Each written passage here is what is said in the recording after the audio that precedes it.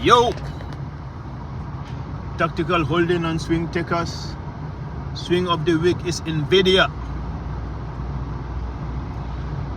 It's Nvidia. I have determined that by checking the candlestick chart, and I have determined that it's been oversold, and I can prove to you that this is not financial advice though. I can prove to you that if you buy right now, it's only upside that you're gonna see, because it has already gone. It has already gone down. It has already gone down to 118, and it's not going further down from there.